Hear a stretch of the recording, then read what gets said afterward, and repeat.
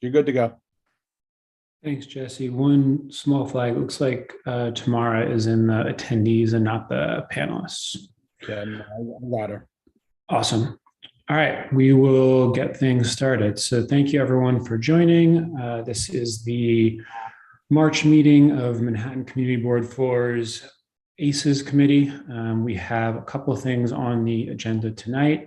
We'll start with an open session. If there's anyone from the public or anyone on the board who'd like to speak for 2 minutes on any topic. And then we will shift to a presentation from Success Academy, followed by 2 presentations on food policy and the DOE's new Vegan Fridays policy. So if you would like to participate in the open session, please indicate so by raising your hand. On my screen, the raise hand button is at the bottom. And Jesse will bring you over and I will time you. Friendly reminder, we are meeting virtually as per orders from the governor, and we'll continue to do so for as long as we are allowed. So I have one person, Sarah has raised her hand from the attendees section, so I'll bring her over. Perfect.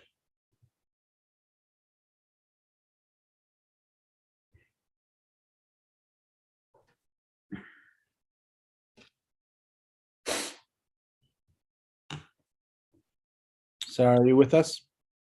Oh, you're still over there. There she is. Okay, she's coming now.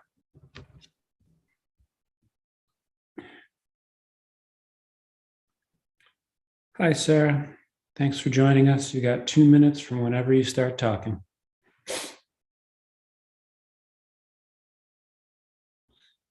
Sarah, you have to unmute yourself. I can't unmute you, unfortunately. Okay. Hi. I live in Penn South. I'm active in my building, and also I co-founded Parents to Improve School Transportation because the rides on the yellow bus are often too long, and there's so many other problems. And we've heard that in this neighborhood, kids who got displaced from the shelter system, or rather who got put to a different borough when the shelters were closed, never got their busing so that they could remain in the public schools down here, and that harms the attendance and the funding for that school, as well as, of course, the children who have a civil right to continue. Many other children should be protected by their disability rights. Anyway, we're having a rally on Saturday, March 19th, 1 p.m. in Cadman Plaza Park, Brooklyn, and walking over the Brooklyn Bridge towards City Hall, where we'll disperse.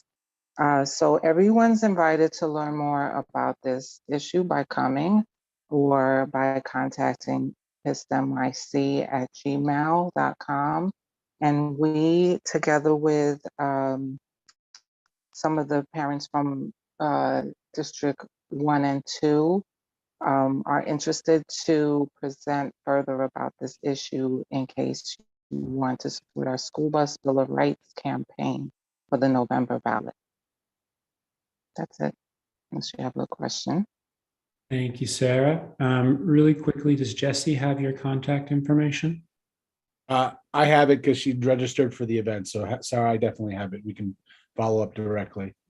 Okay, wonderful. And Thank Josephine, I see your hand. Did you have a question, or were you hoping to speak for 2 minutes? It's related to what Sarah was talking about. So thank you for coming and speaking, Sarah, about this important issue. I just want to confirm that I've been hearing the same thing. Iris Gersten was at a recent CEC meeting where she talked about the challenges for the students in our schools that were living in shelters in the Midtown West area, some of them who had been there for years, and they were moved out suddenly in December and were not given adequate busing. Some of them had to commute by, the MTA, train, bus for 2 to 3 hours. which just meant that basically they either stopped going to the schools in our district or were transferred somewhere else. So I definitely am interested in hearing more about this and would like to, if we do have Sarah return, then also invite Iris Kirsten as well, so we can all hear and get a better understanding of what's happening to these students in our schools and how we might be able to help them. Thank you. Thank you, Josephine. Perhaps we can either do a new business item or do a small meeting and talk about this as an agenda item next month. I am not currently seeing any other hands, either from Tamara, 2 minutes, go for it. Yes, and I see that one of the attendees is actually one of the students that's going to mostly do this presentation, Jasmine. She just hasn't raised her hand yet. Is it possible to pull her over? And I'll just quickly start. So the shed has a very large scale exhibition, Tomas Saraceno, Particular Matters. It's really looking at environmental justice and the relationship between humans and the planet, destructive effects on capitalism. But we really always foreground teen leadership and shared leadership. And so we partner with Highline Teens to develop the teen programming for this. And so I would just love and welcome Jasmine if she's able to maybe talk through some of the teen programs that we're hoping you could help us with outreach for. Awesome. I'm going to start the 2-minute timer over again. Give you a full 2 minutes, Jasmine, whenever you're able to come off mute and get started. Yeah, thank you. Hi, my name is Jasmine, and I am currently a new teen staff at the Friends of the Highline, and I currently attend Quest to Learn, which is one of the schools that is partnered with the Science Affair. Well, let's see. So there is a science affair at the shed, and it is free. And there are free tours that are written by the Highline Teen staff, and the tour helps the guests explore the themes of the exhibition. And the tours are free every Wednesday at 4:15 and 4:30. And the second program is the Highline Teens are developing a science affair, which is made up of environmental justice, art, and activism by teens, for teens. Wow. The day is at Saturday, April 2nd. The time is 2:30 to 6:30 at the shed. And the day's events of the science affair will have workshops that will be exploring climate.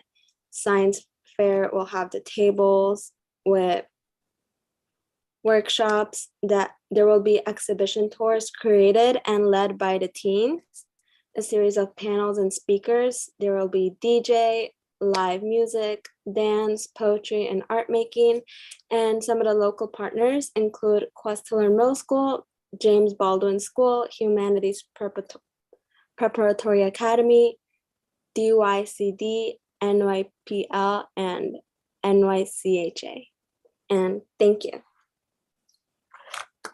Thanks, Jasmine. Great to hear about the event. Sounds like it'll be a lot of fun. Alan, I see you're raising your hand. Did you want to speak for 2 minutes? No, make this brief. Is there a flyer coming out on this? Yes. So I can definitely make sure we send, Jesse, should I just send it to you if I haven't already? I will definitely do that. And you too, all of you. Thank you. Josephine?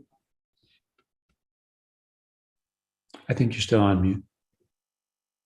I just wanted to say thanks to Tamara for working with our schools on this event and, supporting a student to come here. We're so excited. At least I'm very excited anytime a student comes here. So I'm wondering if Jesse might be able to include this on the emails that go out that talk about all the different issues happening in our community. That's it. The answer is yes, and I'm also excited. Well, if Jesse is excited, I feel like maybe we can just end the meeting and call it a win. Thank you again, Jasmine, for joining us. And thank you, Tamara, for your work on that program. I do not see any other hands at the moment, so I'm going to call the open session closed. And we will shift into our first agenda item. It's our second agenda item, a presentation from Success Academy. With us, we have Ann Powell, and she's got some slides, I believe, that she's going to talk us through. Then we will open it up to questions, first from the board, and then if there are any from the public. She also had a chance to review the questions that board members shared with me. And so I will pass the baton to her. Thank you, and thank you all for having me. Just a little bit of background before I attempt to share my screen, which I'm not always the most techie, but I've been at Success Academy for 9 years. This is something of a second career for me. I was a magazine editor for about 30 years before I joined. So with that, I will.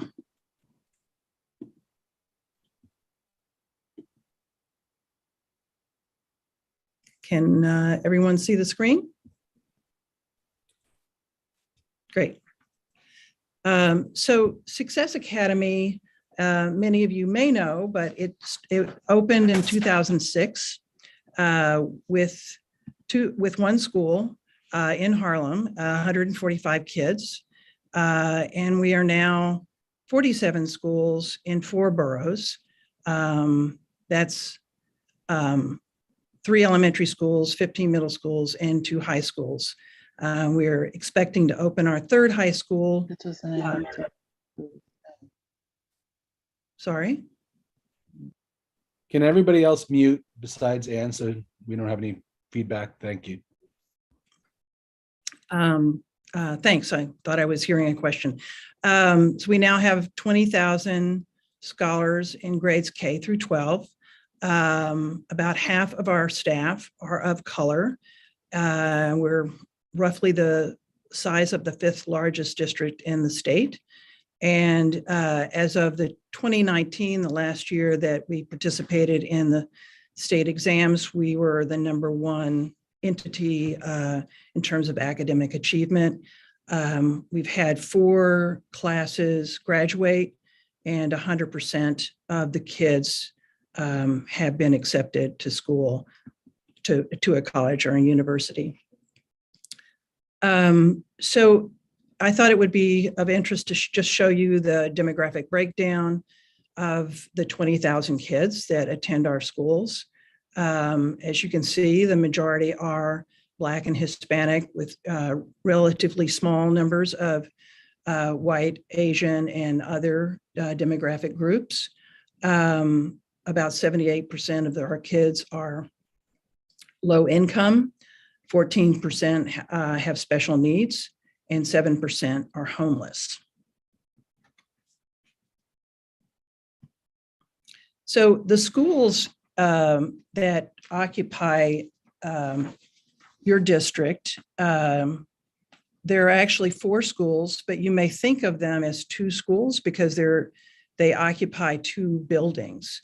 Our Hudson Yards Elementary School is co-located with the middle school on 41st Street and 10th Avenue. And then we have an elementary school and a middle school. Hell's Kitchen and Midtown West Middle School are on 49th Street. And again, these are 2 of, we have 11 schools that are diverse, meaning that there are racial groups of 10% or more, at least 3 different racial groups, I think is how it's defined. So it's really great to have those schools as part of our network. One of the questions that was asked, and I just thought it might be easier to show, our students are admitted by lottery because we receive more applications than we have open seats. So in that lottery, we prioritize the children that live in the district. So that would be District 2, the community school district, which is both encompasses Community Board 4 as well as some of the East Side. So you can see that the large concentration of students are in your district, with some coming from other areas of the boroughs. And I think in some part that parents may work in Midtown and find that this is a convenient location for them. One of the things that we really prioritize at Success Academy is our K-12 model. And that is, I think, because we are one entity, we are very, we create our own curriculum. So there's not a lot of variance from school to school. And so some of the elements that I'm going to go through are consistent across all of our schools. And we have found that having a rigorous academic model coupled with social, emotional, and mental health supports, coupled with a very robust elective and we call them specials. They're everything from basketball to chess to theater. So this is a big part of our program. I just couldn't resist, since I didn't think about bringing live students with me, which would have been much better than my presentation.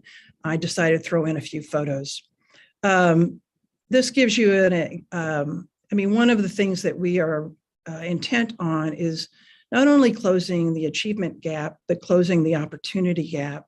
So providing this range of electives has proven to be a very strong engagement aspect of our schools. We had just got back from, I didn't just get back, but about 100 kids went up to Saratoga Springs this past weekend to compete in the state chess championship, and that is, they get very excited. Because we have a pretty robust elective program, and which includes some of our own after-school programs, we don't have a strong presence in some of the community. This was a question that was asked of me, so I just wanted to show you some of the programs that we do steer our parents toward. It's not that we have true partnerships in the sense that we just sort of give them this information, and they can choose among these different programs.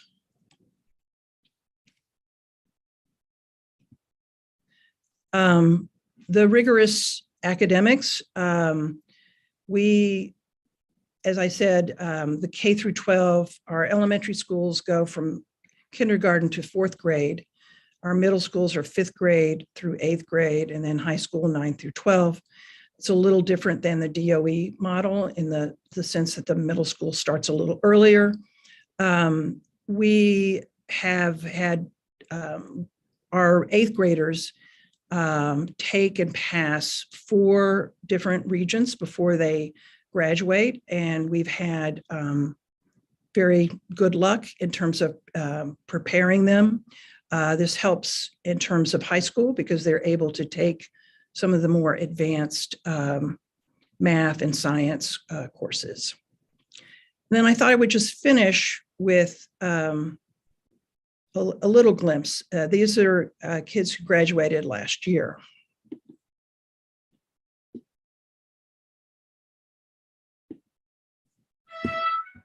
Welcome. What's up, how's everybody doing? Hey. Shall I there or there? I've been at Success since kindergarten, since 2nd grade. It's been a while. Where did the last 12, 13 years go? The time just flies. I never thought I would be here. I moved to Success because I was with teachers that didn't really believe in me. I was a bit of a mess, you know. I was a class clown also. I used to be afraid of, speaking up because I used to be ashamed of my French accent. It's very immature, Like I would just blow up sometimes and just stop doing the work or just shut down.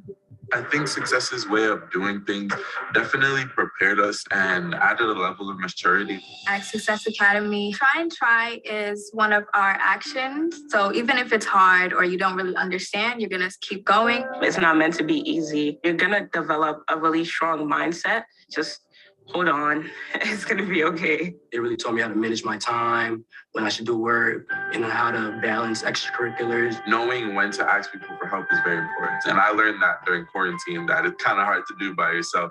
I had an amazing college counselor, and he helped me through every step of the process. And I'm really grateful for that. We had a chance to go to numerous college campuses such as Harvard. So now, as a senior in high school going to college, I don't have to worry about being afraid and going to a new environment. A lot of us take college courses in high school. So when we get to college, it's kind of like we already know what to expect. Black and brown students, we don't often get these opportunities. It's like the SAT help, the AP classes, those opportunities are just so amazing. Back then in like second grade, to be honest, I didn't even want to go to college. I just changed a lot because I found something that I really like to do, which is engineering. I feel like Success, they make it almost virtually impossible to not take charge of the opportunities that they give you. It truly is all worth it in the end. I want other people to look up to me as a role model and not a statistic. I want to be an outlier. I achieved what I wanted to achieve, which was being the first generation to go to university. I'll be the first one in the family to go to college. And that's a really big achievement for me because my parents have done a lot for me. Going to college is a reward. Like, this is what we get for all the work that we put in. I was afraid of seeing my acceptance letter. Read that first word, congratulations. My whole family screamed. I was crying. My second grade self would probably be screaming in joy. Success proves it can be done. I'll be attending Northeastern University. I plan to attend Grinnell College. NYC University. I'm excited to go. Also, if any of the underclassmen are watching this, you can always hit me up if you need help with your college process. I got you guys. It's amazing. The future that we have is just so amazing, but that's the only thing I can say to describe it. Success is really like a big family. Just gonna miss it. It's very emotional. Oh man, it's just hitting now that I'm leaving. Yeah, college.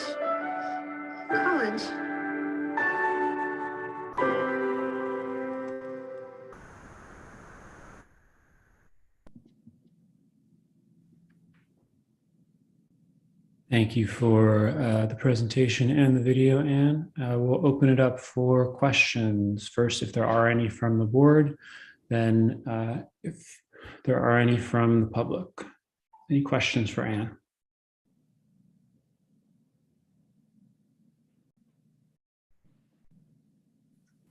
I have a question. Oh, sorry. Leslie raised her hand first. She should go first. We can go Leslie and then we'll go right to you, Maria. Anne, thank you so much for the presentation. So you said that your students are lottery picked, and that's pretty much the only criteria. Is the lottery, or is that true? Is the only criteria is the lottery? They must be state residents of New York. Okay, so this might be I mean, listen, there's a lot that we can go over, but I would love your view on. So if these are lottery pick students, and a lot of them are in our district, what is Success doing, or what can they do that the other PSs in our neighborhood cannot, to achieve the successes that your video has said are achieving?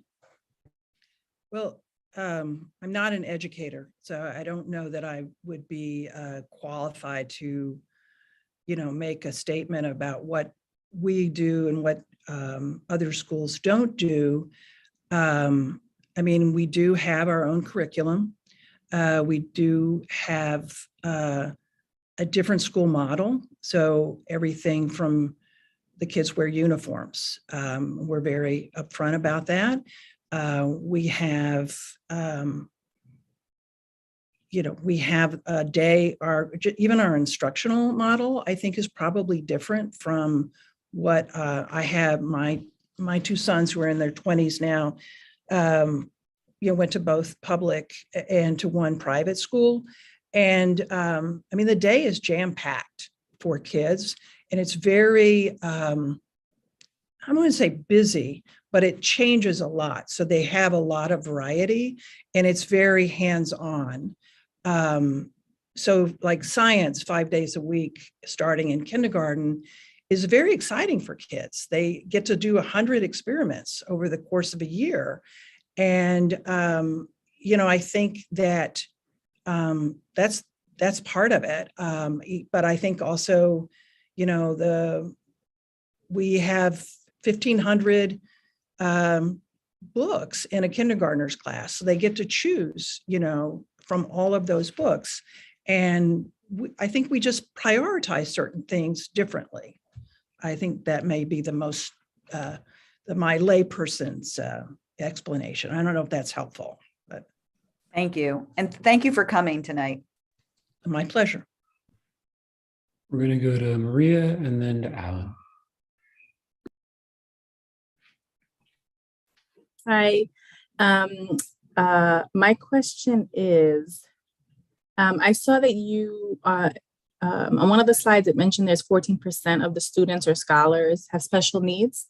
Mm-hmm. And I'm curious, what percentage of the students, I don't know if it's the 14%, actually have IEPs at your school? That's the percentage with IEPs. Oh, it is the 14%. I actually meant to, because that was one of the questions, and I was not reading my notes very carefully as I was going through, but we have ICT classes in every school. And I don't know the number. I think it's about a third of all the classrooms are ICT, where there's 2 teachers, and no more than, I think, 40% are children with needs with IEPs. We also have in certain schools, but not in every school, 12 to 1-to-1 programs. And that just depends on a variety of things, of space, of need, but we try to be as strategic about where, so that if, because we're at 47 schools and 4 boroughs, if we have a school where we can, a kid can transfer but still get those really high need services, then. And can you remind me, 12 to 1-to-1 is 12 students and 1 teacher? I can't remember. 12 students, 2 adults, 1 teacher, and then 1 like para. But okay. So the ratio is intensively, low student to teacher ratio. Okay. Thank you for clarifying that for me. And also you mentioned, I forgot what was the percentage. It was about almost 51% of the students or scholars are students of color. And I was curious about if you have that information for staff in leadership positions. In leadership positions. Yeah, because that's also important for students of color to see people who look like them in leadership roles. So 50% or more, a little over 50% of all staff are of color. I don't have this in my head. I can follow up with Jesse, but I just don't have it in my head. Sorry. But it is definitely a focus of ours. And in fact, one of the things we did this year that I'm very proud of, we really beefed up our career progression so that we made it easier for junior staff as opposed to leaders to have access to what that career progression looked like. We had webinars and encouraged people to apply, and had a much higher, we haven't made the announcement yet, but we've had a much higher rate of representation in the leadership roles. Excellent. And also I'm curious, I believe, I don't know for sure, Success Academy has a board. Mm-hmm. And on the board, what does that look like? What percentage are people of color? We actually have 2 boards. One is for the schools and one is a board that controls the network. And again, I don't have the exact numbers, but I can follow up with that. There is a reasonably good representation. I would say a third to 40%. The schools board is of the chair of the schools board, Lorenzo Smith, is African American. So we really, again, have been very conscious, and that has been a very purposeful effort. I'll just put a plug in. I think and not for myself, but I think having a social worker on one of the boards would be a good idea too, for a social emotional piece, if you don't already have someone who's an expert in that area. That's great. Thank you for that. Mm-hmm. That's it. I'm done. Thank you, Anne. Mm-hmm. Alan, I saw your hand go up and then back down. Did you have a question? I did. Maria got it. I was interested in the ratio in the classroom. Thanks, Maria. All right. I have a question that I will ask because I'm not seeing any more hands. And I'm just curious, obviously success has scaled pretty significantly to go from one school to the 5th largest school system in the state. Is there an aspiration to continue growing the network's reach, and then specifically in our district? Thank you, Kit, because it was one of the questions that you all sent me. So I'm sorry that I glossed over it or forgot it. We do intend to grow. There is a high demand in Queens and in the Bronx and in parts of Brooklyn. We do not currently have a plan to open schools in your area. With Union Square, although it's not part of Community Board 4, it is part of District 2. And so between that, Hell's Kitchen, Hudson Yards, we also have an Upper West school, which was one of our first diverse elementary schools to open. So at this point, there's not a plan, but we do have intentions of in other boroughs. All right. I'm not seeing any more questions. Oh, Alan is correcting me. There's maybe one more question. I was interested in the funding for the network in the schools, where the funding comes from. Well, the schools are funded through they're publicly funded. They receive about $16,657 per student. I may have some of the, 16,000 and change. How's that? Sorry. That is one of our advocacy efforts every year, is to have funding parity. Then we receive philanthropy, which funds things like our chess program and other initiatives. When we open a new school, the philanthropy funds that as well, because we don't get capital funding like a district school would do. Well, thank you. Thank you very much. I was going to be asking the same thing, Anne. I forgot to mention that about the funding. I meant to ask. We were the subject of a Harvard Business School case study recently, and I'd be happy to pass along. There's a guest login, so it does go into the financials much better than I could do. But if you're interested, I can make sure. Jesse. Yeah, could we have access to that? That would be great. Sure. All right. Anything else? Going once? I think we're saying goodbye for reals this time, Anne. Okay. But I will just say we connect regularly with the folks at the DOE. Avenues, an independent school in our district, visits us at least once a year. And so hopefully we can hit you up again in maybe a year's time. And if there are more questions, you might come back and hang out with us. Yeah, I might bring some kiddos with me, though. I think that would be really better. So much less boring than me. Anyway, thank you all again. Have a lovely evening. Thanks, Anne. So we are going to move on to the food policy Vegan Fridays agenda item. We have two presentations, and then we'll do questions. I'll let the folks who are presenting introduce themselves. We're going to start with Julia, and then she'll pass the mic to Lauren from the DOE, and then we'll do questions. So Kit, I'm gonna do my whole presentation with my introduction. Is that correct? Yeah, that would be great. And my thinking there was you would do more sort of high level background sort of policy setting, and then Lauren from the DOE could get into more of the specifics of the shift and the vegan Fridays. Great. I'm going to share my screen, and despite 2 years of this, I'll probably get it wrong the first time, so please bear with me.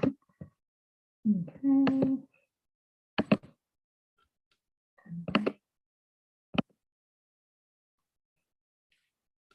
Just so I know, are you seeing the presentation mode? Yep. Great, thank you. Okay, so I'm Julia McCarthy. I'm a senior program officer at the New York State Health Foundation. We're an independent, private, charitable, philanthropic organization, though our board is appointed by the New York State Legislature, the Assembly, the Senate, and also the governor's office. And I moved to the foundation this summer to start the Healthy Food, Healthy Lives program area. So if you ever have any other food policy questions related to New York State, happy to sort of answer them. Prior to that, I was the former deputy director of the Tisch Food Center at Teachers College, Columbia University, which is an academic center that focuses on child nutrition, specifically does a lot of the research looking at New York City public school meals. And I also, because it's probably relevant here, was on the mayor's transition team. So if I leave you with anything today, I'm going to talk very broadly, but if I leave you with anything, the sort of two most important points about these changes are that New York City, when it comes to school food, is a national leader. And so, you know, that often gets lost in the conversation because I've done research nationally, looking across districts, and what we feel like isn't always enough here in New York City, you know, goes above and beyond sort of what other districts do. And so I really want to stress that. And then, you know, just given our size, any sort of change that happens in New York City is really remarkable. And so to say that, you know, the overused metaphor, it's like turning around a cruise ship, it really is when we come to sort of New York City school food. You know, this is subject to a really, really complex set of federal laws and regulations. So under the Child Nutrition Reauthorization Act, it sets standards for all meals that are served through New York City public schools. That includes breakfast, lunch, after-school snacks. You may remember that during the Obama administration, Michelle Obama was a huge advocate for improving the food that kids eat, and that's part of the Child Nutrition Reauthorization called the Healthy Hunger Free Kids Act. There are also, you know, books worth of regulations related to each of these federal programs. There's state and city procurement law that the DOE must, you know, abide by. And then there are also the city food standards. I think Lauren's going to talk, she's giving much more specifics about what Vegan Fridays looks like, what the menus are. And so I won't get into that, but that is to say, you know, there are people whose job it is just to sort of like analyze the discrete regulations at the federal level. So it's an incredibly sort of complex system. And it applies again, when we talk about local providers. These are the meals that are occurring in schools, in early care facilities like pre-K, after school care, and then in the summer, the school meals. This will apply to, you know, the libraries, the swimming pools, and then DOE also actually provides meals to many of the charter schools and parochial schools or yeshivas in the city. So again, just to stress the scope, you know, I left this sort of vague. New York City is among the largest meal providers. I can never get clarity on it, but New York City provides 165 million meals a year through the DOE. That's second only to the Department of Defense. I think worldwide in terms of number of meals. So New York City, I think, is the second largest provider of meals in the world, but most certainly the second largest provider of meals in the country. So stressing that again. You know, these are facts you're probably all familiar with, or if not, just remind you, 1.1 million students, 75% who are automatically qualifying for a free or reduced price meal, and that's up to 185% of the federal poverty line. You know, for a family of four at the national level, that's 48,000. And the self-sufficiency standard, which is a standard that the, you know, federal government uses for other programs, shows that actually in Southern Manhattan, which is, you know, this community board, the self-sufficiency standard to be able to afford anything is 130, for a family of 4 is 130,000. So, you know, these meals, 75% of the people who are qualifying are, you know, 80,000, making 80,000 less than what the self-sufficiency standard is. So really, really important. You know, huge number of schools, huge number of food service employees, and, you know, nearly 1 million meals a day. So a really important point to also stress is that we are the biggest provider of something called universal free meals under the community eligibility provision. So it allows the highest poverty schools in the country to provide meals at no cost. So it means New York City provides all 1.1 million students free meals every single day through breakfast, through lunch, and after school if they should want them.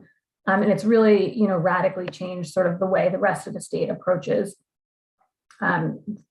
school foods. It's, you know, if New York City could figure this out, sort of everyone else can. And we know that these free meals are incredibly important.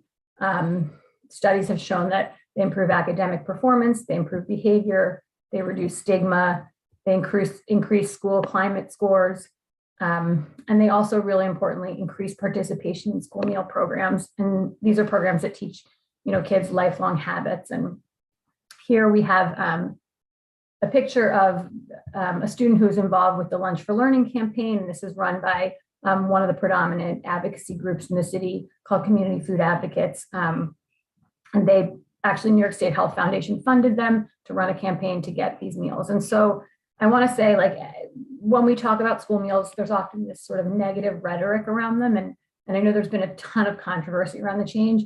And I just want to say, like, I start every presentation with stressing how important the words we use that talk about school meals are, because they are providing more than half the calories for many, you know, students every single day, and are a critical part of like how families in New York City get by. So, you know, any like it's just really important to understand that as sort of like grounding. You know, let's look at the cost, because I know this is a question that comes up a lot and people just really aren't familiar with how little money actually goes to this. So the federal government reimburses the city for every meal served that meets the federal nutrition standards. For a free meal, they give them $3.66. All of our meals are free. So that's the number we're sort of discussing here. About 44% of those are food costs. So, you know, about $1.50. Another 44% go to labor costs. And then like the remaining 10% or so go to, you know, supplies, contracted services, broken fridges, etc. It's not a lot of money. It's sort of, you know, try eating for $3.66 in New York City. It's difficult. So New York City also does a lot of things to increase participation, because the more students that eat meals, the more money we get from the federal government, and there are real sort of benefits there.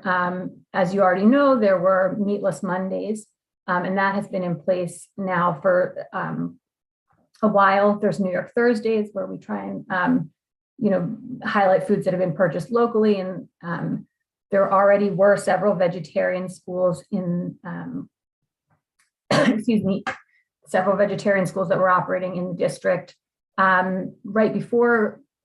Luckily, right before COVID, the comptroller supported 2 pilots, a kosher and halal pilot. And we are, I think, one of very few districts in the country that does this. And this was a lifeline for many communities there. You know, we know that we have, I think, 430,000 Muslim and Jewish students. And so being able to provide these meals was, you know, really important. And not all districts do culturally relevant meals. We have a farm to school program in the city, and that's taking, you know, food that was grown in school gardens, sampling it and serving it to kids to get them excited to eat it. And actually it was formerly called the Garden Cafe, and the person who runs that program lives on 22nd Street between 9th and 10th. So part of this community board too. There's an alternative menu, which is basically like there are a slew of nutrition education programs that operate in the schools. And these are some of the recipes that they've developed that then have been adopted because they meet federal standards and city standards. There's been a huge salad bar initiative to put salad bars in every single school. COVID has really slowed sort of the progress that was done there. And then there was a scratch cooking pilot that was done. And I mentioned the scratch cooking pilot. It got a lot of publicity, but that's because it's the kind of food that we really, want kids to be eating. It looks like food. It doesn't look like, things that they would order at a fast food restaurant. It looks like things they cook at home. And it did get a lot of publicity because it was done by the former head chef of Noma, which was, the #1 restaurant in the world at one point. But there was a plan actually to roll this beyond the 2 schools where it was piloted into many more schools across the city. And this is the sort of, progress that the advocates who work on school food have really been pushing for years. I'd say if you're interested more, there are a ton of schools that have nutrition education programs, and working with those nutrition education partners is really sort of the best way to get your voice heard. They're very plugged in. They have an advocacy channel where they are talking to, the mayor's office of food policy and city council members. Here's some of the activities they do in schools. They do a lot of sampling and testing. There are certain kitchens that they run. And then just to mention, again, some of these partners here, this was my old team actually, and we ran the Food Ed Coalition, which is about 100 of these groups that work across cafeterias in schools. And then 3 of the sort of biggest groups that you may have heard of if you're interested in school food advocacy are Community Food Advocates, Wellness in the Schools, and Edible Schoolyard New York. They're all members of this coalition. So there has been a ton of progress made, before sort of this big announcement. But there also have been a lot of setbacks. So with social distancing constraints, increased costs, supply chain issues, and reduced workforce, school food really has been, struggling to keep up and done a heroic job here.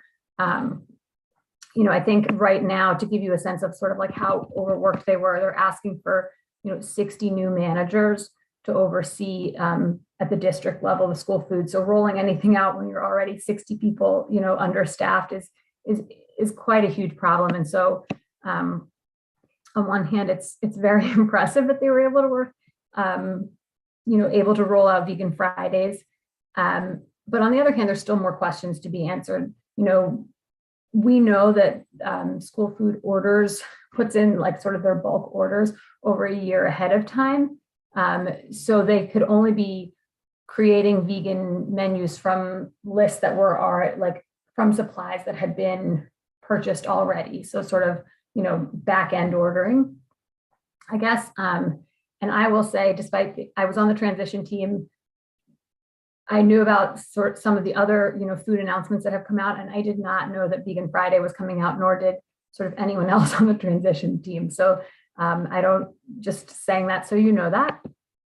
But if you do have concerns, I think the first step is really to talk to your school food staff. They have the ear of the DOE. They're great advocates, and frankly, any sort of changes that can be made may be able to make at the school level first. Each school is supposed to have a wellness committee, and the wellness committee have done things like eliminated chocolate milk from schools, requested water jets, gotten salad bars, created school gardens.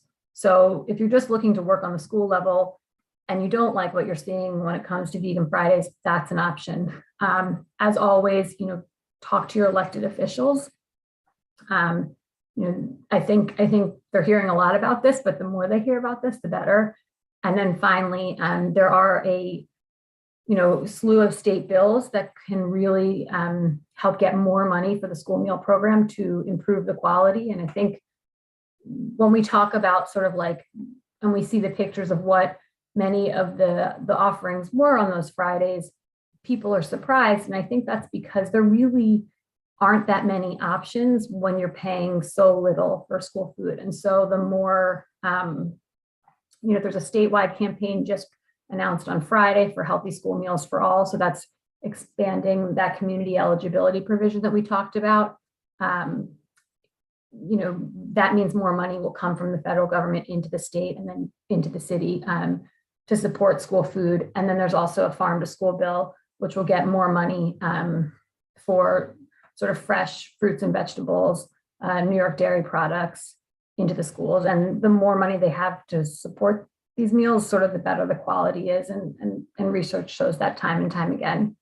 I think it made sense for us mainly to ask questions at the end or answer the questions at the end, but this is my email address. If you have more questions, you want to talk offline, I'm happy to do that. And I will pass it over to the New York City DOE, but have lots more thoughts on Vegan Friday. If you want to talk about it, just thought a background was really important to start with.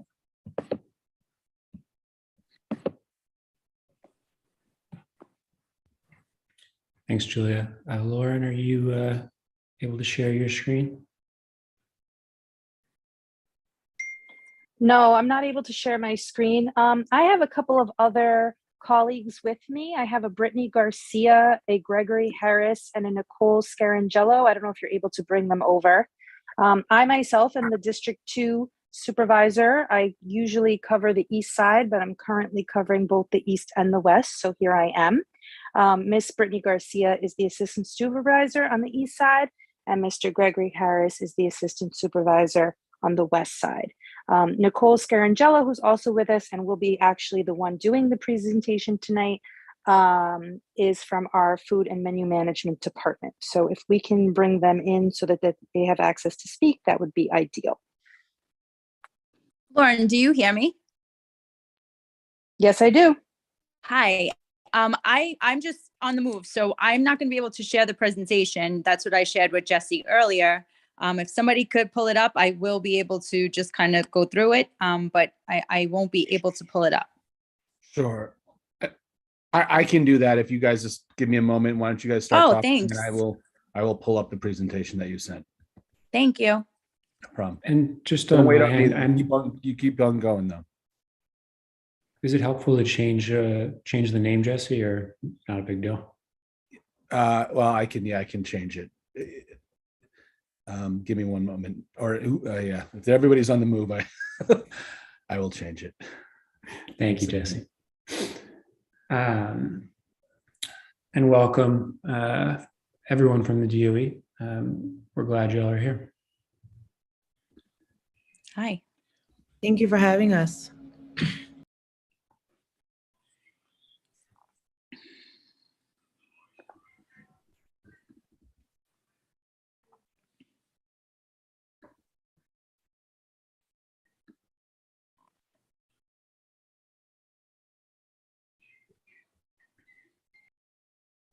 It's the OFNS menu nutrition overview, or was that Julia's? I'm sorry.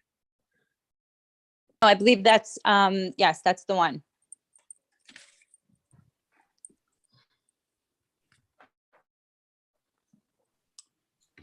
Okay. Give me one moment.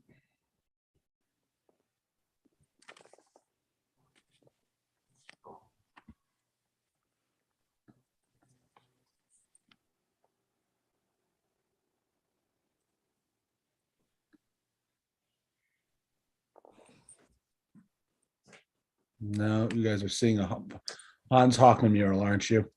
At least on my end, it's just a black screen with your name. Okay, well. Let me try that again.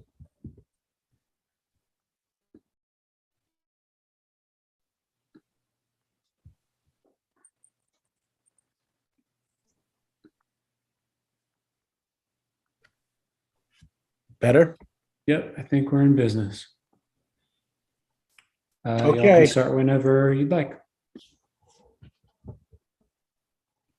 And I'm sorry, can you remind me, the speaker is your name again? You both show up as Lauren, that's why Hi, so this is Nicole Scarangello. Got it. Thank you, Nicole. Yeah, it's Nicole Scarangello. Got it. I'll go ahead and I'll go through the PowerPoint.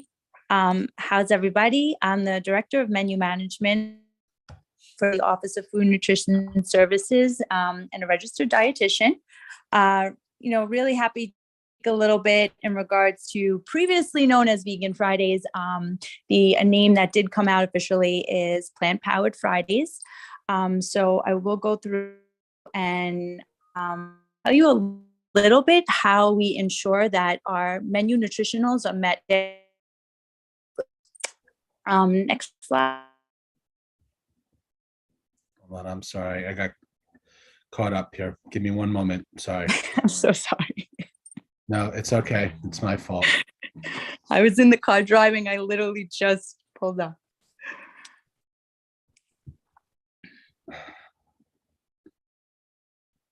There we go.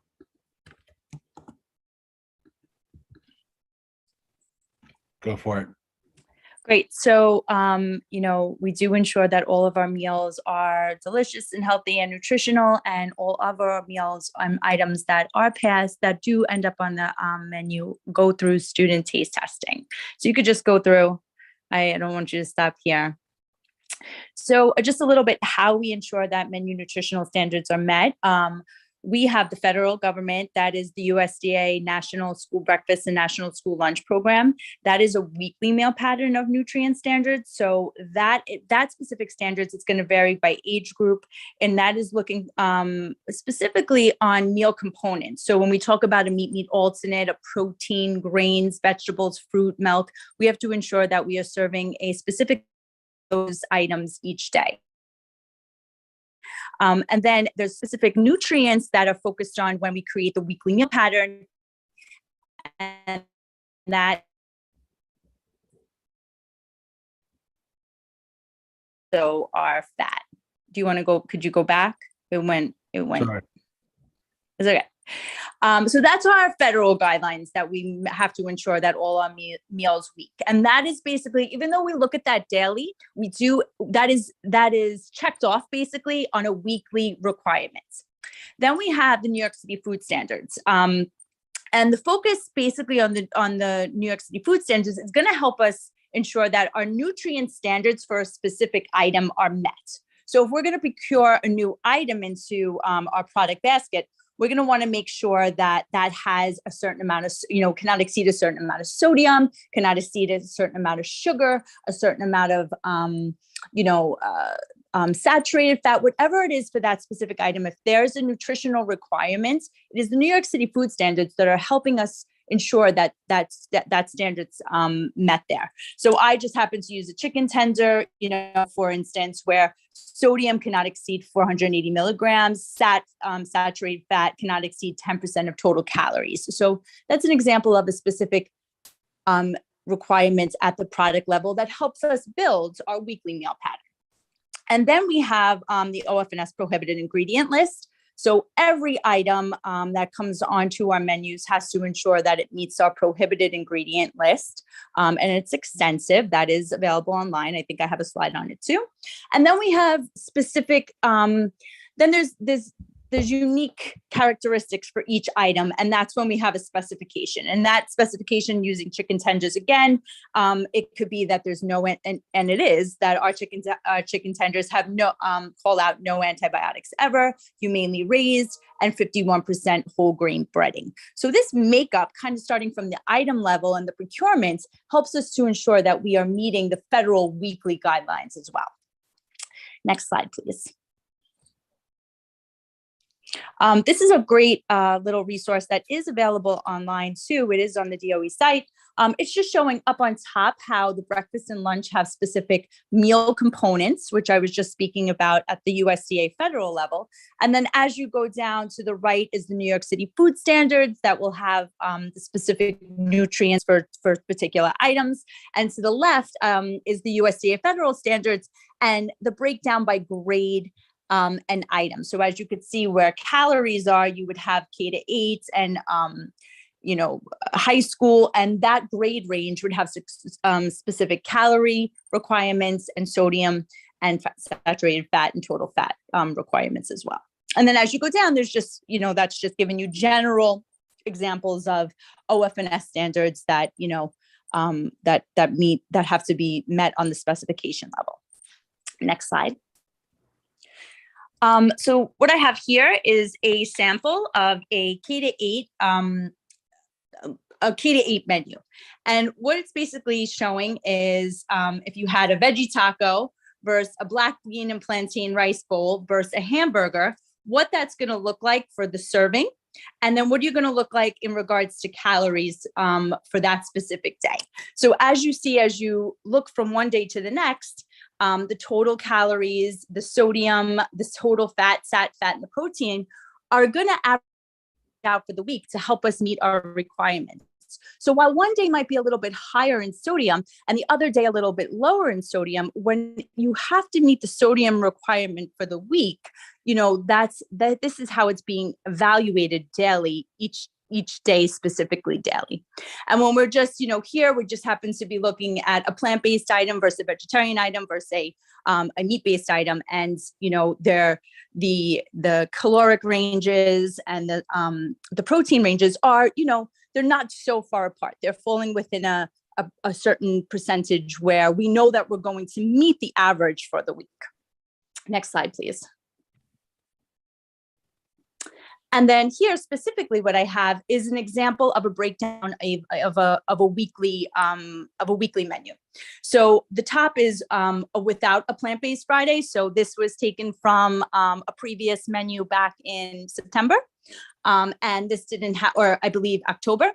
And I think on Friday used to be mozzarella sticks when I took this menu to evaluate. And you could see the calories, sodium, and saturated fat, which are required from the USDA National School Lunch Program to meet for the week for each grade range is met, right? So the nutrients,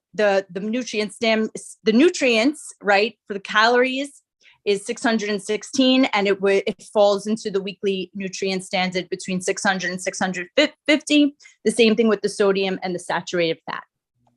The example below that happens to be another week that was taken from the month of February, where I had a plant-based Friday, and you could see once again the calorie range fell at 645, and it met, right? The standard range coming from the National School Lunch Program is between 600 and 650, so the standards were met, and so on in regards to sodium and the saturated fat.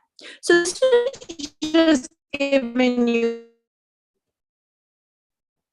a review that from one meal in, or whether it's an animal source meal, the same standard needs to be applied for all. Next slide. This is our extended prohibited ingredient list. It is available online, and it is a great list that, if you do have any questions, please just send them to the Office of Food and Nutrition Services. It's live, meaning, it's something that needs to keep up with trends and what's on the FDA list and, what we feel. I mean, there's a lot of things on here that are not, that are not prohibited at the FDA list that, we just feel that they should not be in the items of students. There are items, a lot of items, we do get questioned a lot by vendors saying, these are recognized as safe. Why do you prohibit them? Because we are serving a sensitive population, and, we do feel that that item, that specific ingredient, belongs on a prohibited ingredient list. Next slide. And this just happens to be a example of a specification. So this is a public piece of information, and this would get shared with anybody that would say, hey, I think I have a chicken tender that may want to meet specs. So we would share this, and then they would have the opportunity to submit the information that's needed for review, go through our student taste test and evaluation, the comptroller's office, the whole process. But this is just showing how, while we had the New York City food standards that help us ensure at the item level, there are other specific standards that are here. Like I mentioned, the no antibiotics ever, the 51% whole grain. This is where you would find all this additional information that helps us get exactly what we are looking for each item. And next slide, or that might be it, I'm pretty sure. Yes, that's it. Okay, thank you. So that's just a little very general, because it is very specific, and it is very intense when you're building a menu and procuring items in regards to the volume that New York City Food does, New York City Office of Food and Nutrition Services does to serve the students of New York. But that's just a little general overview of how we ensure that each meal, regardless if it's a plant-based meal, like I mentioned, a vegetarian or an animal source meal, that it's meeting the standards each day and the requirements that are needed to ensure that the students are receiving the nutrients they need. Thank you, Nicole, and DOE team. We'll open it up to the board first for questions, and then there are still a couple folks from the public. We'll give an option to ask questions if they have any. Any questions for our presenters? Leslie, your hand went up first. Thanks, Kit. To anyone, but mostly the DOE reps, what was the feedback you got from the first vegan meals so far?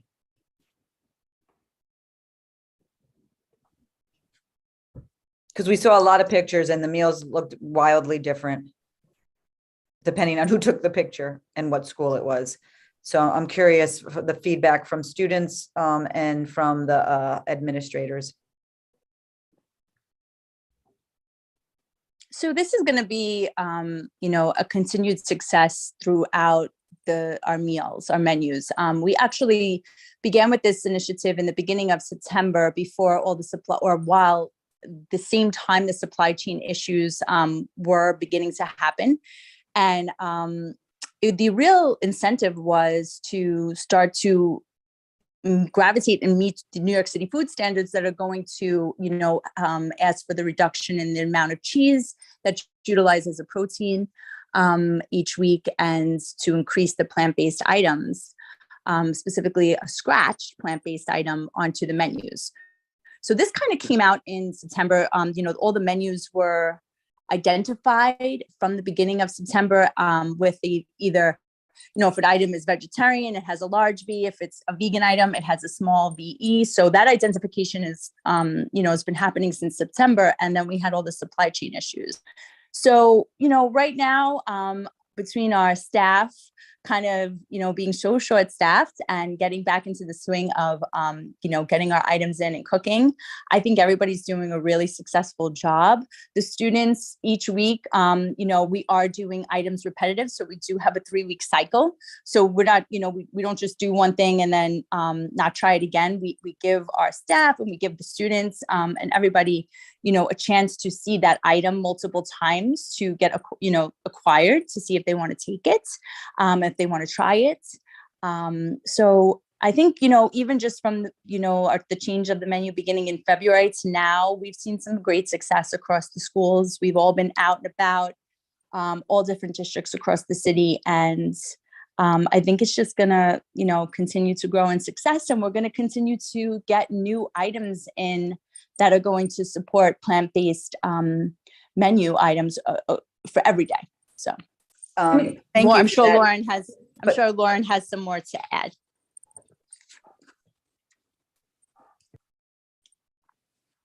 Well, thank you for that. But my question was, what was the feedback you were getting from the administrators, the students, obviously this seems like a really good effort and we would want to get it better, right? We would want to make it better. So I'm curious on what is the initial feedback? Because it's a big project, to change. Yeah, everybody's like that. Everyone's really supportive, as they always are throughout the DOE, and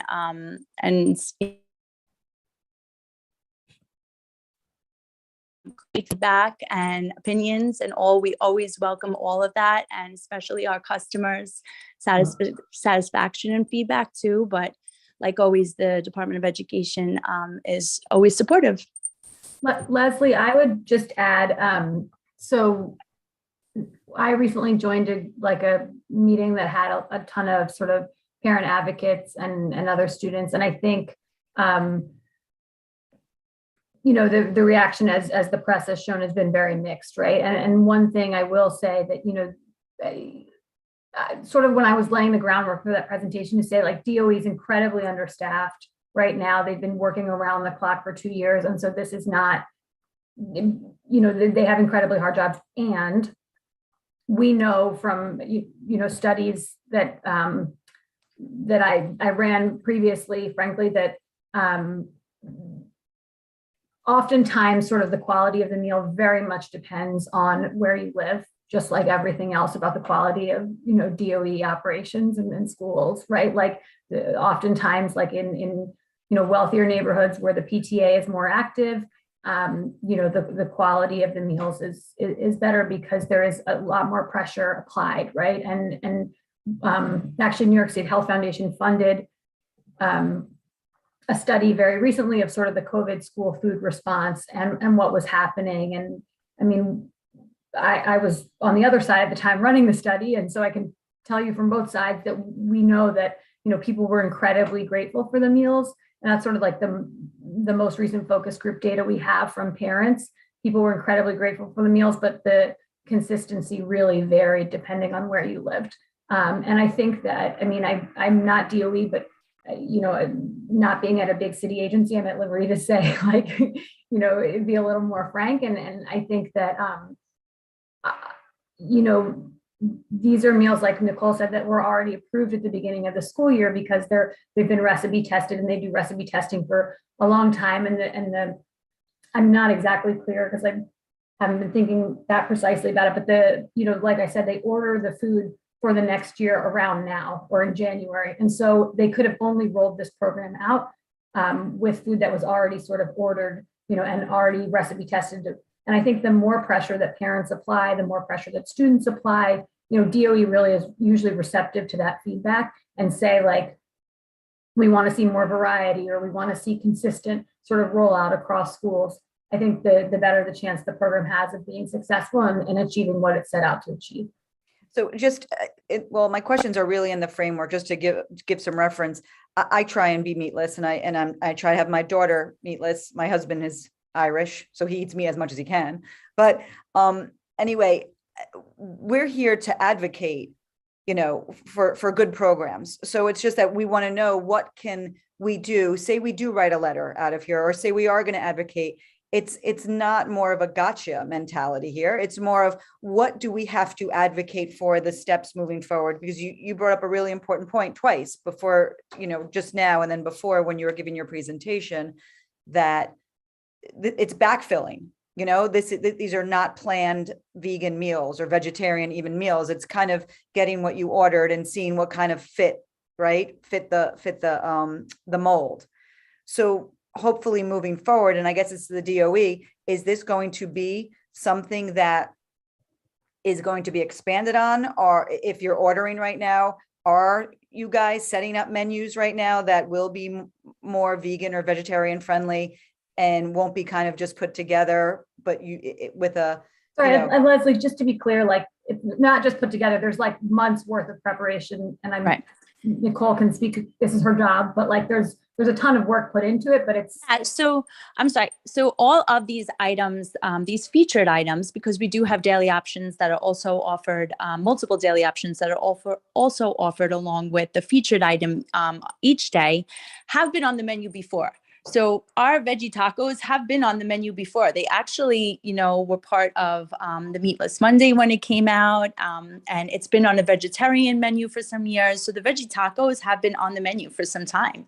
And we also have had the black beans and rice plantain bowl on the menu for some time in our vegetarian menu, and a few years back we had it on the alternative menu. So these items, while we are going to always be very fluid in what we need to do to ensure that students eat each day and have a great resource of nutritional food, and also in this very, very hard to navigate supply chain, we chose items that we knew had been successful in the past on certain menus, and when we had showcased them through student taste testing, and we went with them.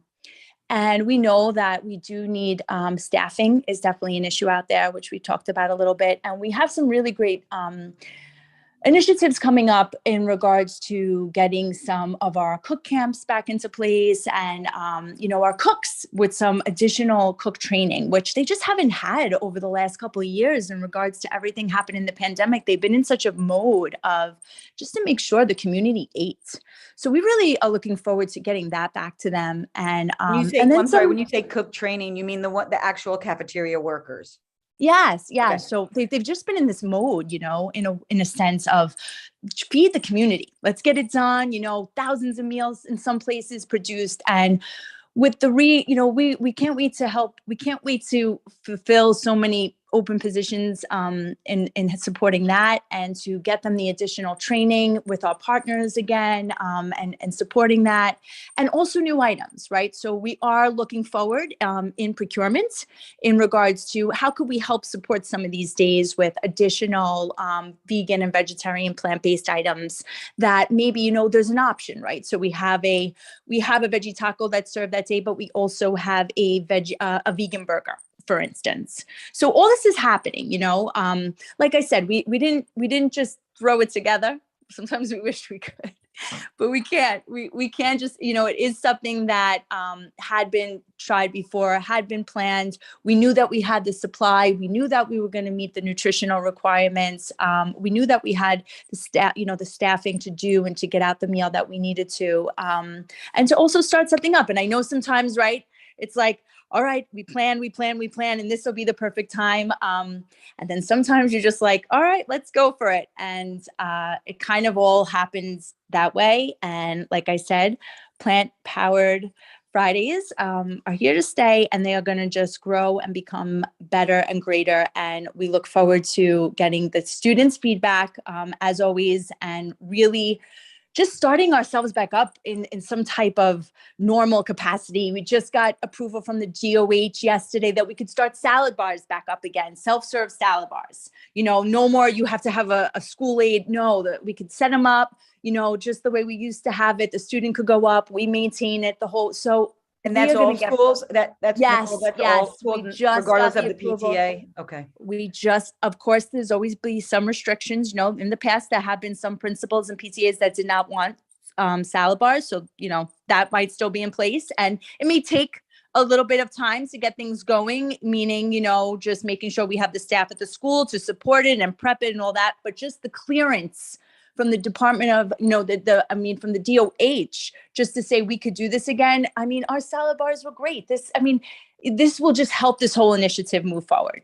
So there's a lot of great things that are going to come back and are going to happen through all this. And I look forward to it. And like I said, we've had mixed feedback, but in the end, I've been talking to many principals, and maybe it was kind of the first in the beginning, it was like, well, why are you doing this now? But then, by the next week it was like, all right, well, it was pretty good. And it was glad to see that, they were cooking in the kitchen again. And so there's a lot of great things happening as well. I just have one more, question, which is more a point of clarity, because I saw conflicting reports. I guess it depends on the schools or maybe not. Now, when it's this vegan Friday or whatever, the name PlantPowered Friday. PlantPowered Friday. Is that the only option, or is there's no meat option that day, right? Or no? There is a vegetarian option at this moment as well. But no meat option on that particular day.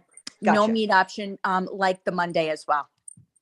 Thank you. I would just add, Leslie, I know it wasn't quite your question, but COVID really has erased a lot of the progress that many of sort of the advocacy groups and the parent groups were pushing for. And so, salad bars have been closed. That was like a, pretty recent win to get those in all schools. The scratch cooking pilot, some of the things that were piloted in those schools were actually incorporated into the citywide menu, which means so many more schools will have access to it, but a limited number. And sort of like Nicole said, there just are so few people that there isn't able to do sort of the kinds of cooking that we would like to see more of, and what we had been pushing for in this coalition of sort of all the people who work on school food was frankly one ask was just to get more people school nutrition service, because without actual manpower, it drastically reduces the kinds of food that you can serve. And you know, I think like the vegan Fridays almost is, everyone sees it almost as a distractor, because it's like, there's so many other things that we just need to restore to how we were, rather than like, you know, like we said, it's just a repackaging of some things that were already on the menu. And it's sort of like sucked all the air up in the room. And there's some really, really important school food issues that are underlying that haven't been addressed yet. And you know, the quality will only continue to improve if we have people who know how to cook and they're actually showing up to work. Right now, we don't have enough people who are going to work, I think. And that's the problem. You know, like it's a really hard job, and it took a strain. Leslie, you good on your end? All right, we're going to shift over to David is raising his hand.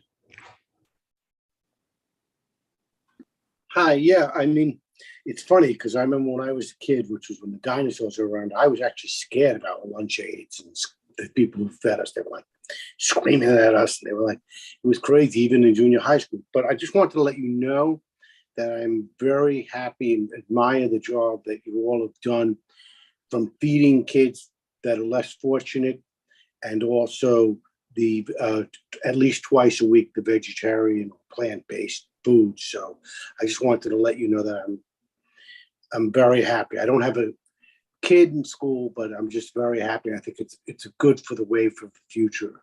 So that's what I wanted to let you know. Thank you for your efforts.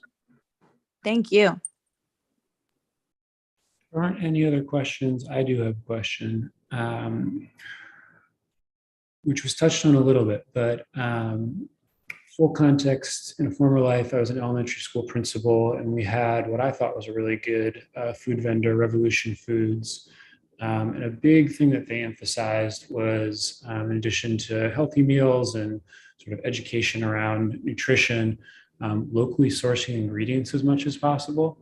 New York State produces a lot of dairy, that was mentioned. We also have a lot of neighbors around the state who grow a lot of really delicious food. And so just curious to hear from the DOE and or from Julia, how does city food policy in schools try or not try to connect to local farmers and folks running dairy businesses, et cetera? Is that a part of the strategy? And if not, why not? Well, I could tell you that it has been part of the strategy under the OFNS DOE now for many years. When any type of procurement goes out, it always says that New York City, New York State, regional, local vendors are favored in regards to please submit, because if there is some type of, if there was 1-in-1 and it's local, there's a possibility that we would utilize that product. So that is something that's been happening in our procurement now for some time. Before the pandemic, we were making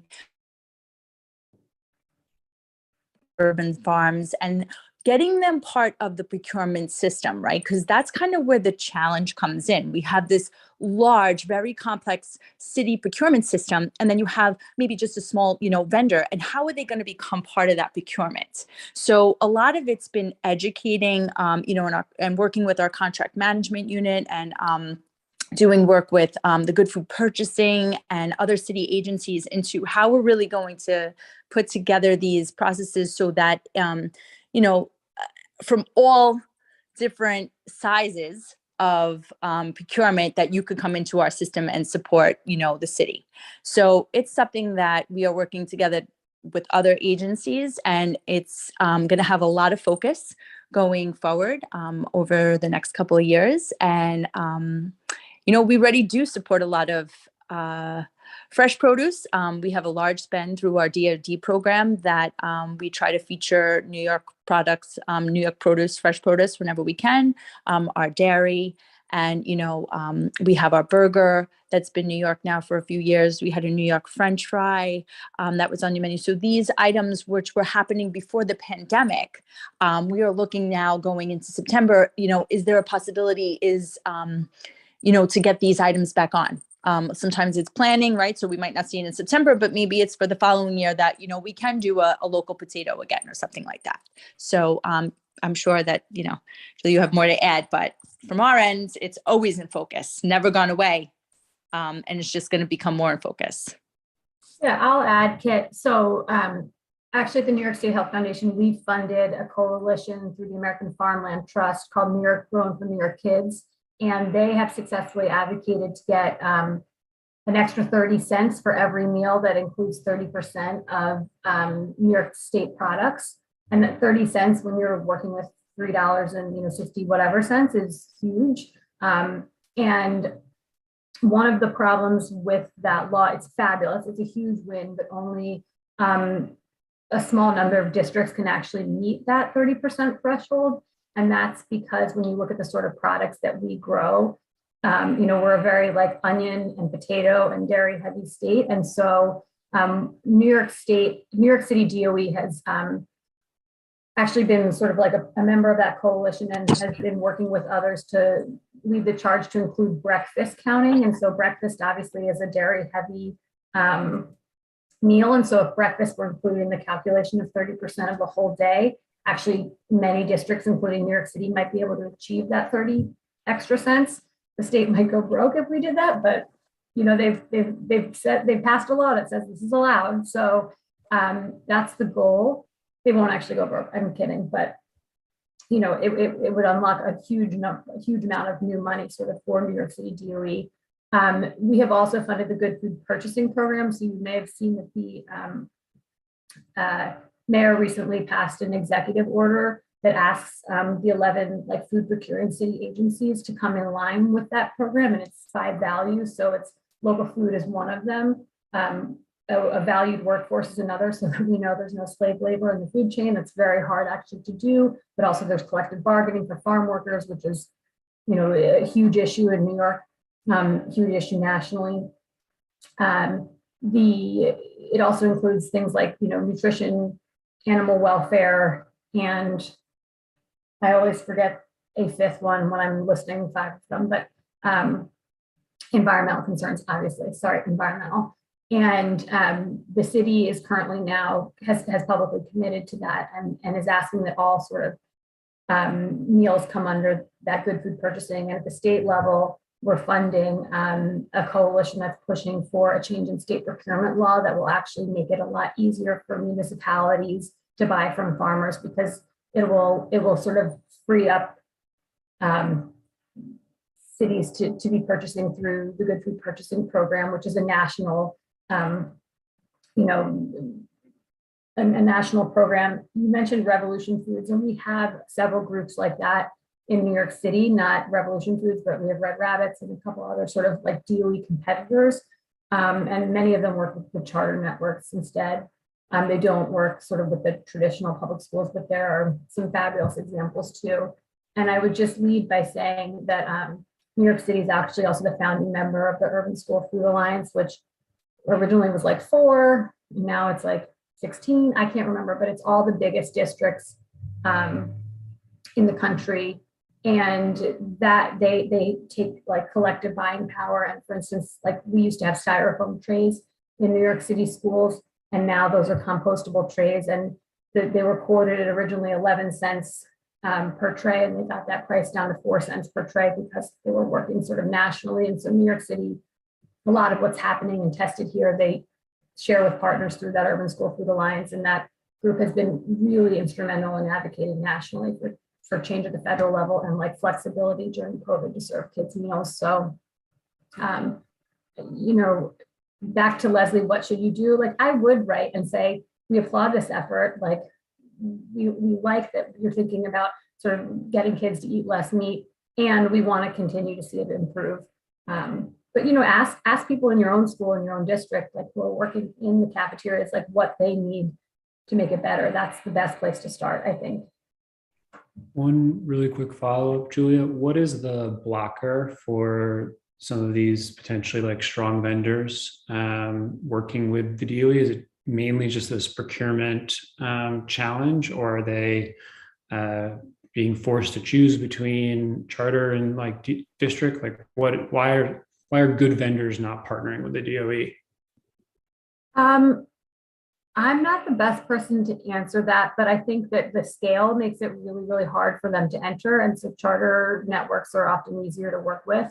And then for DOE, it's like easier, frankly, when you're serving, nearly 1 million meals a day, to sort of have like central operations and work from there. And so when you let other groups into the system, it actually can sort of create leaks in a way, if that makes sense, is how it's been explained to me. I don't know that I necessarily agree with that, but that it almost makes it more complicated the more players you let in. So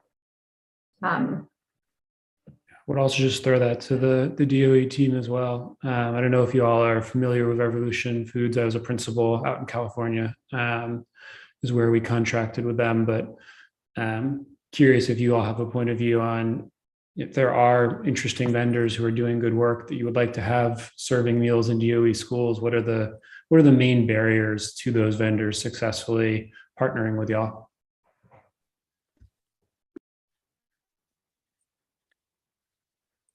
Well, I know Revolution specifically is actually part of the distribution list. So any solicitation that would go out for a specific item in regards to like a contract or just a specific one item outreach or something like that, I know that they would get the notification. And then from there, I guess it's their determination how they want to move forward. If they have a specific item that they want to submit for that may meet that outreach or that bid, then they would do so. And it's business as usual. There's a process in regards to a submission, a financial review, a minimal quals checklist. So, same process for all vendors who want to submit for a contract or a outreach. Gotcha. We are past 8 o'clock, and I always try my best to get everyone out by 8:30. Any other questions from the board? I'm not seeing any hands from the public. If not, we can let folks from DOE and Julia go, and we can shift into discussion at the board level. All right. Leslie's smile is my signal that you all are out of the hot seat. We really appreciate you all coming. Very, very informational, at least for me. I learned a lot. And we may follow up with more questions in the future. Thank you so much. All right. We are potentially in the home stretch here. Any old or new business? Anyone want to make a motion for a letter based on any of the presentations that we heard here tonight? I would definitely make a motion for a letter to exactly what they were saying, to applaud the effort and continue to form the, I'm talking about the second item, was it called PlantPowered Fridays? So, I mean, I don't know if you guys got the same feeling, but it feels like, the mayor or whoever just said, hey, put this together and do it next week and do it next month, whatever. And then these poor people who, work with a very finite amount of ingredients and kind of slapped it together and did what they could. So hopefully moving forward, we can advocate for it, which I don't think would be too hard, considering if it's a mayor's favorite, it seems like it would be destined to hopefully succeed, or at least have some attention to succeed. Yep. We're going to go in the order of hands that I see them. So we'll go Alan and then Blake. Thank you. I cut the video off. I think I'm having trouble with my screen. This keeps freezing up. But money seems to be always the issue with all of these programs, especially with DOE. So I was thinking, besides a letter that Leslie was speaking of, maybe we need to reach out to Senator Jackson, who I believe is still on the Education Committee, to see what's happening in Albany with the state budget on this. It might be a little bit late for them to do something at this point, but maybe we can get an idea of what kind of funding is available. Has it been increased at all? Are they looking to increase it? Maybe just an informational outreach to Jackson, and maybe do the same thing with Nadler's office. There's federal funds that are coming into the city for COVID, for infrastructure, perhaps. And then there are schools that are giving back funds because they weren't able to use it, that are federal funds. Maybe some of this stuff could be redirected some way. So perhaps those are two avenues you might want to try looking at in terms of trying to get funding into the food system. Just a suggestion. Yeah, I'll just quickly chime in as someone who used to manage a school budget. I believe the overwhelming majority of the revenue comes from the feds. And so maybe Nadler would make more sense as a starting point when it comes to school breakfast, school lunch. But it's definitely something that we could take a look at. Blake? Yeah, I just wanted to mention, I don't think I would support the PlantPowered Fridays letter, just because I think the department has just so many other considerations, with the cost increases, as well as the main priority of just ensuring nutritious meals that are very high quality for students. And it feels like a bit of a distraction, and I don't think that meat is necessarily incompatible with providing a healthy meal. So just as one thing to take off the metaphorical plate, I suppose. I don't think the vegan program should be a priority. Thank you, Blake. Wendy? Mine's actually new business, so maybe I'll come back to me after we decide on the letter. Yeah, we'll loop back to you. So there's a motion to support plant-powered, forget what the actual name of the program is. But I think y'all know where I'm going. Not everybody is in favor, as Blake shared. May I respond? You may. Yes. And then let's see if there's a second. I think it's not just, it is definitely, plant-based is definitely more healthy. There's been study after study after study that has shown that. It's 1 day a week. And I think a lot of these children don't get necessarily healthy food outside, or plant-based food, or fruits or vegetables on a daily basis. And that's been shown over and over again. And it's also an environmental issue. Plant-based is, and getting away from meats is definitely an environmental cornerstone. I'm not going to get into all, the who, what, where, and why because of that, because that'll take forever. But I think this is actually, I think this is an effort we should applaud. I think this is something that I'm not saying we should prioritize it. Like I agree with Blake, it's not the end all be all. It's not the most important thing. But I think in an effort to get healthier food or less, it might not be incompatible. Meat might not be incompatible with healthy food, but plant-based food is healthy. And especially if they go to all the dietary guidelines that were listed, and it's not necessarily more expensive at all. In fact, they said it was not. So, but I agree. I don't think it should be a priority, but I think if we applaud the efforts that they're doing, and if they're going to go do it for the not next semester, but the next year, then I think maybe we should support that. I would be in favor of supporting that. I second Leslie. I'm in support of the program too. Before we do a formal vote, I'm remembering, or I think I'm remembering correctly from your LinkedIn profile, Mercedes, that you might have some knowledge in this area. Anything that you want to share with us? Feel free to tell me no. Yeah, I agree. It shouldn't be the priority. I think the priority should be getting those cooks to get the skills they need to develop a fresher menu. I don't think it really matters the plant-based. I think it's the nutrition in the food. So I'm with Blake that I don't think it's a priority. I think certain schools do make it a priority. As I was on the wellness committee at my school, and our priority was having that salad bar and the alternative menu. And it's a choice. I personally, my girls, my youngest takes her lunch to school because of allergies, right? So another thing to think about is there's a lot of kids with food allergies. So A lot of kids will not be eating the school lunches. My older daughter, she did have the food until 5th grade. And in Tribeca, they made sure the quality was fresh. I think it's really about getting the staff the help they need. I think if we advocate for anything, it's for the staff, for staffing, like to be done in the schools. That's my opinion.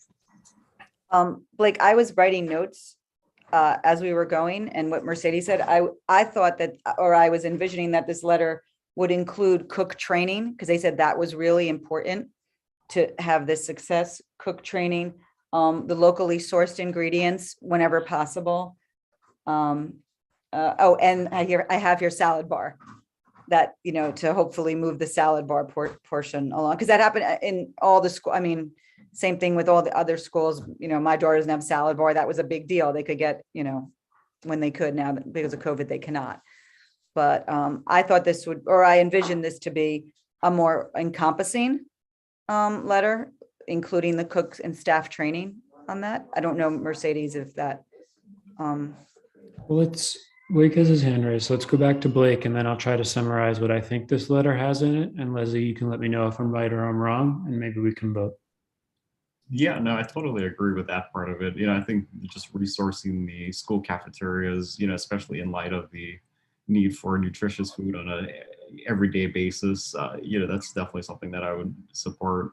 You know, I think if the letter maybe wasn't so focused, or wasn't focused on the vegan Friday component, you know, I think, you know, that would be a great effort. All right. Let me try and synthesize here. And Leslie, if I'm misrepresenting what you want in this letter, please let us know. So it sounds like there is consensus around applauding the efforts of the staff of the New York City DOE, especially the folks who work on cooking apparently more meals than anybody else, almost anywhere in the world, to feed students and staff at our schools. Specifically advocating for open roles to be filled if folks get the training that they need, but also saying positive things about a variety of initiatives that they have undertaken to make sure that the food is nutritious, potentially including mentioning plant-powered Fridays as an example, and salad bars as an example. And there's a longer list that I'm not going to remember. Does that feel right to you, Leslie? And if so, maybe we can vote on it. Sure, I mean, that sounds good to me. It's up to you, that you and Alan, you know, I would think it would be up to you guys on how you would want to, the framework of the letter. It's your motion. Yeah, sounds good. All right, let's. The real question is, does David still second it? Of course. All right, there we go. Thank you, sir. All those in favor? Anyone opposed? Wendy, did you vote yes?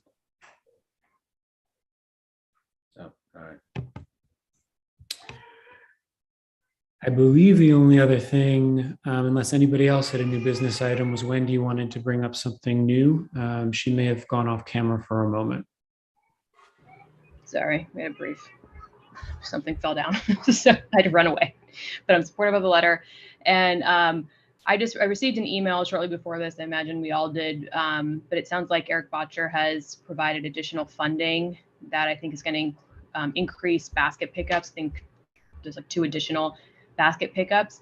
Wondering if we should just write a friendly thank you kind of letter. If that's something that we feel like we should do, since most of our letters are usually advocating for something that hasn't happened. But after I saw that, I just thought maybe it'd be nice for us to recognize that I think he has heard our calls for additional sanitation work in the district.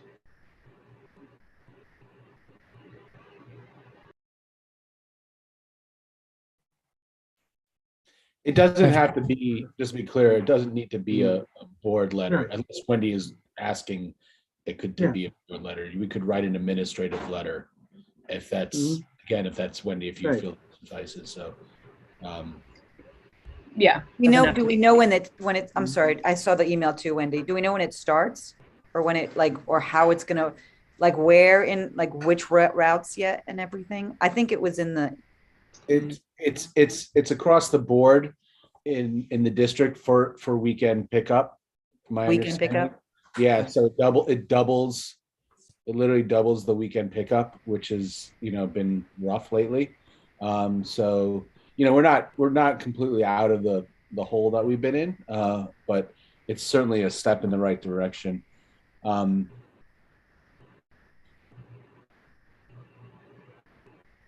Yeah, it's always nice to say thank you. I would second Wendy's. And acknowledge. That's a motion. I don't know. Yeah. Well, if it's an admin letter, I don't remember. Do we vote on that, Jesse? We can. I mean, if everybody's comfortable with Wendy drafting a thank you letter, yeah, and and suggesting. Wendy, now you have to do it. Well, yeah, that's how it works. I think you noted. I got it. That's my special. Yeah. I think we do to get the details of everything, so we get clear what we're saying thank you for and what we're what it's not including, and that sounds fine. I'm sure Jeffrey will be fine as the chair to consider that. Okay, I'll dive into it a bit more and draft something up and share. And Wendy, you may already be planning to do this, but I would imagine we want to. My 4-year-old is not happy with me. We want to link to our very long list of past letters on this. Yes. Yeah, I can provide that. Don't worry about that. We'll provide the links. Great. Thank you. And it sort of dovetails into Leslie, the letter we're doing for Budget Task Force. So, So can I make a motion? Are we adjourning? Can I make a motion for that? Can I just bring up one thing? Sure, Alan, I wasn't sure you wanted me to have the mural photos ready. Tamara, did you want to? Yes. Give us an update. Yes. So Alan, Jesse, and I met with, there's that beautiful Hans Hoffman mural on 50 and 49th Street at the Stephen Mather School. And we met with the Public Art for Schools Department of SCA. They sort of manage the preservation and maintenance of that work. There's only 2 of those works actually in New York City, so it's quite an honor for the city to have it. We were talking about the challenges over having budgets to commission public artwork, but not having the budgets to really do proper conservation work and preservation of those pieces.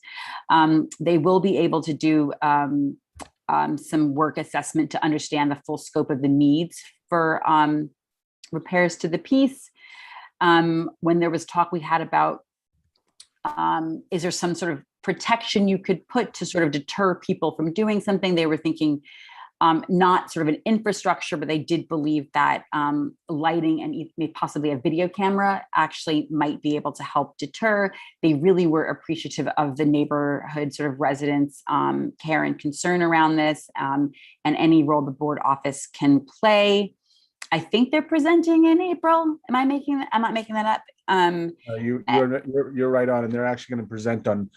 They had the list of all of the schools in our district, and they're going to let us know of all any projects that are under their supervision in our district. That's amazing, because I do think there's a role that we can play, but also just I think we were even talking in the meeting, they can't themselves sort of fundraise and advocate, but we've got a lot of sort of obviously corporate partners and cultural partners that really care about this. These are beautiful works that are both sort of outside and inside of our schools, and anything that we could do I think is really key. And I'm not sure if you've been following the sort of broader conversation around sort of public art in the city. They recently moved that Faith Ringgold piece out of Rikers into the Brooklyn Museum because of these sort of some of these challenges as well. So it was a really great meeting, and I'm super happy and stoked to see next month's conversation. Did I miss anything else, Jesse and Alan, or do you feel like? No, I thought that, for that topic, that's perfect. We're excited to have them. They were super excited to talk to us. So we're looking forward to it. And they finally found somebody to listen to them. Yeah, they're Yeah, really.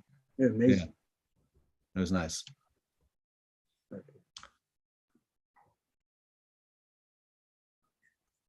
Can I make that motion now? I was waiting for you, Maria. I figured we could all count on you. Can I just quickly make a quick comment on, I'm sorry, just some house cleaning. I'm sure you all read my letter, email that I sent out about the meeting in person and the governor's decision to, I believe, to what we think is currently to extend the emergency order. So we're going to continue to meet virtually. We'll meet virtually next month, most likely, unless things for some reason change dramatically. And so, but we'll be discussing all of this at exec and then probably talking about it fully more at the full board, but we will be aiming to go to eventually to a hybrid model. And so that's what that will most likely look like, because other boards have sort of done it themselves, is basically the committee meeting in person, or some component of the committee meeting in person, and the majority of the public would be doing virtual. And so what we have to do for that to happen, we have to find a secure location that we can use for all of our committee meetings, that we can set up have a tech setup for that. So we'll be working on all of that. So I just wanted to give you guys a heads up on that. And then this one other thing, I would like to advocate for the public speaker who spoke about the busing issue, and then Josephine backed her up on that too. I just know for a fact that the previous administration was just pushing out all of our temporary hotel shelters because they wanted to be able to say they got everybody out of temporary hotel shelters. That was their goal. And I think the people at DHS and DOE had to meet that goal and do the best that they could do.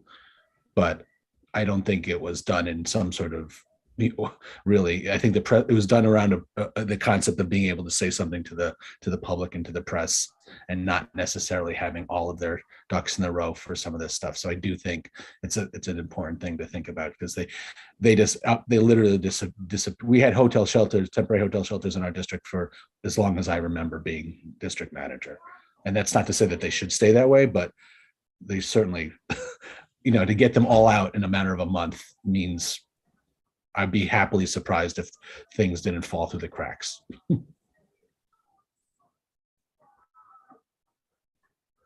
Sabrina, I see you raised your hand. I have a quick follow-up question, Jesse. So you were saying that the model will be that we'll be in person, but for folks in the public, they will be some form of, in Zoom or. So until the open meetings law gets amended, you all as members of the board need to meet in person. You could meet virtually, but you would literally have to put the location of where you're meeting on the agenda as a public place. That's the ridiculousness of the current legislation. So there's a lot of legislation in the works for that to change. Whose legislation it's going to be and how's it going to happen, is still very much, it has to be figured out. But I foresee that the emergency order is going to be removed prior to the open meetings law being amended. So what that means is that you all would have to be in person, meet as a body in person. The public attendees, applicants could be virtual. Remote. And I guess that's for access, the argument for that, right? Yeah, I mean, that's about easier access. Yeah, it's really more about the public body. Like, you guys are just appointed, and therefore you're considered, you have to be in person to do right. that. Right. Yeah. Now I'm thinking about folks do have greater access for them to then be we'll have to. Yeah, and so I mean, but once the open meeting law gets amended, I foresee a number of members of this board saying, for multiple different reasons, well, I have the option. The law allows it, so I'm going to meet remotely, and we have to provide that. you know. So we do not have the funding or the resources to pay for like a remote, a traveling hybrid service. We will be exploring that for our full boards, but it's not particularly cheap at this point in time.